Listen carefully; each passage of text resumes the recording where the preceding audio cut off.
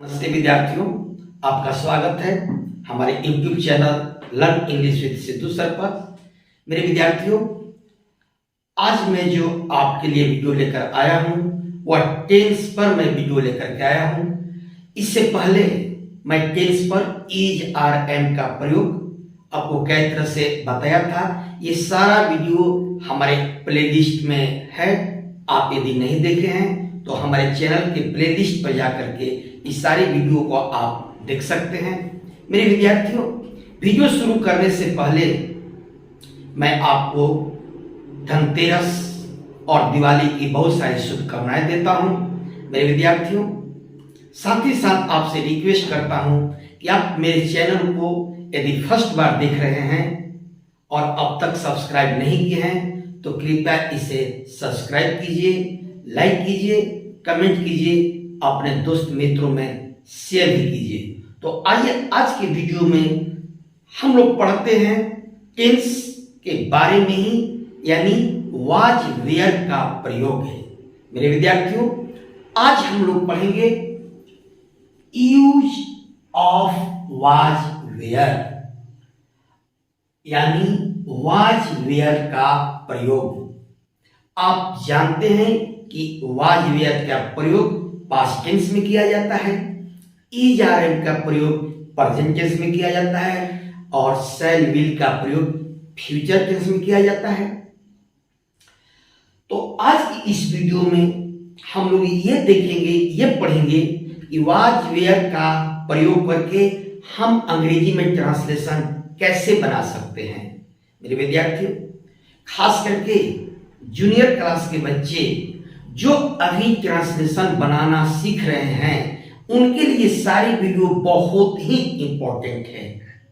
उनको ये वीडियो देखना चाहिए और इस वीडियो को शुरू से अंत तक देखिए। तो हम लोग पढ़ें यूज ऑफ वाज वेयर। मेरे विद्यार्थियों, साधारण तरह से आप जानते हैं कि वाज वेयर पास्ट टेंस में प्रयोग करते हैं, यानी सीधा साधा बात, वाज का मतलब था, थी। साधारण तरह से वेयर का मतलब थे। तो मैं इस वीडियो में यह बताने का प्रयास किया हूं कि यदि हिंदी वाक्य के अंत में था, थी, थी, थे लगा रहे और उसके पहले एडजेक्टिव आ जाए, उसके पहले नाउन भी आ सकता है, लेकिन आज के वीडियो में मैं था, थे, थी के पहले यदि एडजेक्टिव आए तो उसे हम कैसे अनुवाद बनाएंगे, उसका ट्रांसलेशन कैसे बनाएंगे, इसी के बारे में हम आज बताए हैं। तो मेरे विद्यार्थियों, जब वाक्य के अंत में आप कह सकते हैं, हिंदी वाक्य के अंत में था, ध्यान दीजिए, था, थी, थी, यहां बिंदु है, अनुस्वार यानी थी। कहीं की थी का भी प्रयोग आपको मिलेगा वाक्य में। थे लगा रहे और ये वाक्य में मुख्य क्रिया यानी मेन वर्ब का काम करते हैं। कौन काम करते हैं? था, थी, थे। यदि मुख्य क्रिया का काम करते हैं तो ऐसी क्रिया का अनुवाद यानी ट्रांसलेशन वाक्य के कर्ता यानी सब्जेक्ट के अनुसार वाज वेयर का प्रयोग करके बनाते हैं। मेरे विद्यार्थियों, तो कैसे समझिएगा कि वाक्य में था, थी मुख्य क्रिया का काम कर रहा है? तो मेरे विद्यार्थियों, सीधा साधा समझने का तरीका है, यदि वाक्य में था, थी, थे लगा हो और उसके साथ कोई अन्य क्रिया नहीं लगा हो, यानी वाक्य में अन्य क्रिया था, थी के सिवा नहीं हो, तो समझिए कि था, थी, थे मुख्य क्रिया का काम कर रहा है, यानी वाज वेयर मुख्य क्रिया का काम कर रहा है, इसके साथ अन्य क्रिया नहीं रहेगा जब यह मुख्य क्रिया का काम करेगा। यदि इनके साथ अन्य क्रिया आ जाए तब वहां वाज वेयर आपका हेल्पिंग वर्ब का काम करेगा। और मैं जो इस वीडियो में बता रहा हूं कि था थी जब मुख्य क्रिया के रूप में काम करे, इसीलिए मैं यहां आपकी सहूलियत के लिए मैं लिख दिया हूं। इसको मैं उदाहरण के साथ समझाने का प्रयास किया हूं। तो मैं यहां एग्जाम्पल्स दिया हूं तीनों पर्सन पर, एक एक, first person, second person, third person पर। मैं खुश था, देखिए था है। आप लाचार थे, वह दुखी था, यानी था थे थी के पहले एडजेक्टिव है और इसके साथ अन्य कोई क्रिया नहीं है, यानी यहां था थे थी मुख्य क्रिया का काम कर रहा है, यानी मेन वर्ब का काम कर रहा है। तो इस तरह के वाक्य को आप ट्रांसलेट करेंगे। मैं खुश था, यानी आई वॉज हैप्पी, वाज आ गया। आप लाचार थे, यू वेयर हेल्पलेस। वह दुखी था, ही वॉज अनहैप्पी। इसके लिए मैं यहां रूल्स लिख दिया हूं, आप ध्यान देंगे। Subject plus was were plus adjective plus extra, यदि वाक्य में कोई अन्य शब्द आ जाए तो। एक बात का ध्यान रखना है, यहां पर मैंने लिख दिया हूं, इसको आप नोट समझेंगे। इस बात को ख्याल रखना है, आई, ही, सी, इट और सिंगुलर नाउन के साथ वाज का प्रयोग करते हैं। आपके मन में यह बात उठता होगा कि वाज वेयर का कहां प्रयोग, किसके साथ प्रयोग करेंगे। इसी को समझाने के लिए मैं यहां लिख दिया हूं कि आई, ही, सी, इट और कोई अन्य सिंगुलर नाउन के साथ आप वाज का प्रयोग करेंगे। वी, यू, दे और प्लूरल नाउन के साथ वेयर का प्रयोग करते हैं। आप समझ गए कहां वाज लगेगा, किस तरह के प्रोनाउन के साथ, किस तरह के नाउन के साथ वाज लगेगा और किस तरह के प्रोनाउन और किस तरह के नाउन के साथ वेयर लगेगा। इस नियम पर आपका निगेटिव में भी वाक्य आते हैं, यानी नकारात्मक भी वाक्य आ सकते हैं। इसके लिए मैं यहां एग्जाम्पल्स दिया हूं, जैसे मैं दोषी नहीं था, देखिए नकारात्मक आ गया, वाक्य अंत में था है। आप गरीब नहीं थे, फिर नकारात्मक, फिर थे है। वह बेईमान नहीं थी, आप देखिए इसमें भी नहीं, यानी ये तीनों वाक्य नेगेटिव सेंटेंस में है, यानी नकारात्मक वाक्य है। इसके लिए मैं यहां नियम लिखा हूं, rule subject plus was were plus not plus adjective plus extra. तो इस नियम पर यदि हम इसको बनाते हैं तो मैं दोषी नहीं था, यानी आई वॉज नॉट गिल्टी। आप देखिए नॉट लग गया, यानी वाक्य आपका नेगेटिव बन गया। आप गरीब नहीं थे, यू वेयर नॉट पुअर, देखिए यहां भी नॉट लग गया, यानी नहीं, नकारात्मक वाक्य बन गया। वह बेईमान नहीं थी, सी वॉज नॉट डिसऑनेस्ट, यहां भी नॉट लगा। इस तरह से यह नेगेटिव सेंटेंस बन गया। ये इंट्रोगेटिव भी बन जाएगा और इंट्रोगेटिव के साथ साथ नेगेटिव सेंटेंस भी बन जाएगा। दोनों नेगेटिव और इंट्रोगेटिव एक में भी बना सकते हैं, अलग अलग भी नियम लिख सकते हैं, बहुत जगह अलग अलग आपको नियम मिलेंगे, लेकिन मैं कोशिश किया हूं कि इंट्रोगेटिव सेंटेंस में ही नेगेटिव सेंटेंस मिला दिया हूं। आपको याद करने में बहुत सहूलियत होगा।